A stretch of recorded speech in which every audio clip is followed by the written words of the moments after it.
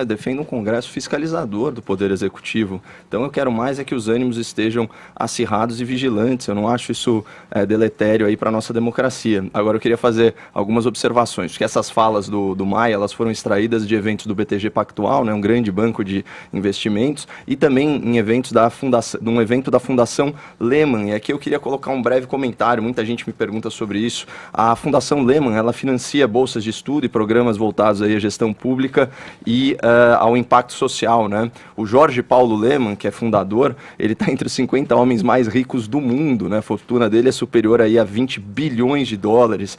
E ele é o que a gente poderia chamar de metacapitalista, que é aquele empreendedor e financista para o qual a livre concorrência não traz mais benefício, porque ele naturalmente acaba se tornando o quê? Um monopolista, né? O grupo dele, por exemplo, é dono da cervejaria Ambev, na verdade, né? Que produz quase todas as cervejas que o ouvinte consome. Alguns alunos financiados por esse bilionário já entraram para a política, entre eles a Tabata Amaral, do PDT de São Paulo, que a gente vive falando aqui, o Felipe Rigoni, né, do PSB, do Espírito Santo, e até o Thiago Mitrô, lá de Minas Gerais, do Partido Novo. 17, Caio, 17. Nossa senhora, bastante coisa, né? É uma senhora bancada. E tantos outros políticos são ajudados e são financiados pelo networking desse grande empresário, né? Então, ouvindo o Maia, que é do partido do DEM, né, do Democratas do Rio de Janeiro, estavam também o Flávio Dino, que é o governador maranhense do PCdoB, portanto, Partido Comunista do Brasil, e o Alessandro Molon, que é o deputado queridinho da Globo News, do PSB, o Partido Socialista Brasileiro. Então, presta atenção nos nomes e nas legendas que eu estou falando. Novo, DEM, PSB, PDT, PCdoB. Então, é importante o ouvinte atentar que não existe qualquer coerência ideológica nos incentivos políticos do senhor Jorge Paulo Lemann. Ele ataca em todas as frentes. Deve ser porque tanto esquerda quanto direita consomem cerveja. Mas, enfim, queria falar aqui do discurso do Maia e analisar duas colocações dele. Começando sobre esse pacote, já que a gente falou mais cedo do caso Nardoni, sobre as observações sobre o pacote anticrime do ministro Sérgio Moro. Maia disse o seguinte, abre aspas, precisava ser um projeto mais forte, uma reforma geral no sistema prisional. Isso seria uma resposta mais forte à sociedade. O projeto do Moro é um projeto que abrange várias áreas e mistura crime do colarinho branco com crime organizado. Essa primeira parte aqui é hilária, né? Precisava ser um projeto mais forte, uma reforma geral.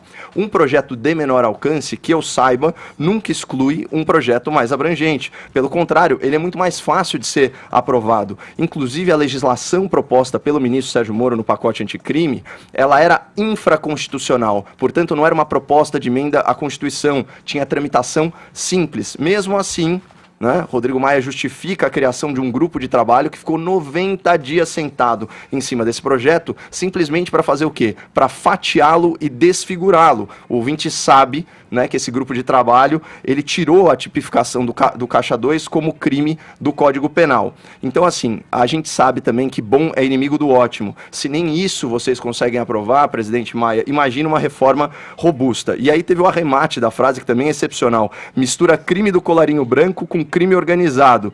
Quem mistura são os seus colegas parlamentares criminosos, tanto que a maioria das lideranças políticas envolvidas em corrupção também é acusada de formação de quadrilha e organização criminosa, inclusive o seu consogro, presidente Rodrigo Maia, o Moreira Franco, que é investigado na Lava Jato por corrupção e também por formação de quadrilha. E aí a gente chega ao grande finale, que é essa meia-culpa aí que você leu pra gente, Edgar, com delírios de grandeza, quase uma errata, né? Só faltava ter antes assim, erramos, abre aspas, Bolsonaro é produto dos nossos erros. Onde nós erramos? Deputado sem partido, escanteado por todo, resultado de um ciclo dos últimos anos. Bolsonaro era de um partido nanico. Se ele chegou onde chegou, a culpa é nossa. E aqui eu confesso que eu concordo com o senhor, presidente da Câmara. Só que o mais importante é definir qual que é o sujeito dessa oração. Onde nós erramos? Nós quem? Nós, o povo brasileiro? É óbvio que não. O Maia, ele não fala em nome do povo, até porque a sua representatividade popular é ínfima. Ele fala do alto dos seus parcos, 74 mil votos, viabilizados inclusive por R$700 mil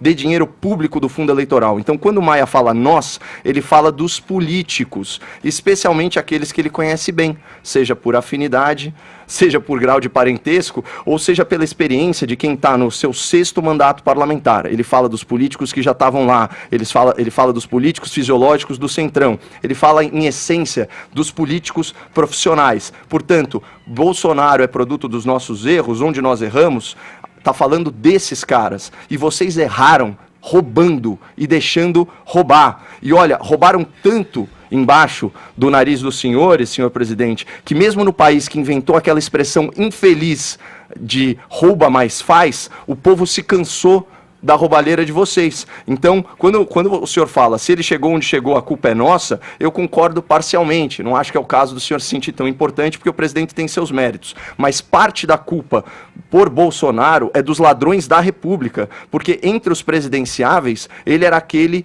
que não era formalmente acusado de corrupção. Entre os parlamentares do PP, que compunha aí a base do lulopetismo, ele era a exceção por não estar envolvido no mensalão e por votar por convicção e não por orientação de bancada. Então, eu acho que é um alento também, pelo menos para fechar a semana, sabendo que Maia e companhia estão morrendo de remorso por acharem que elegeram o presidente Bolsonaro.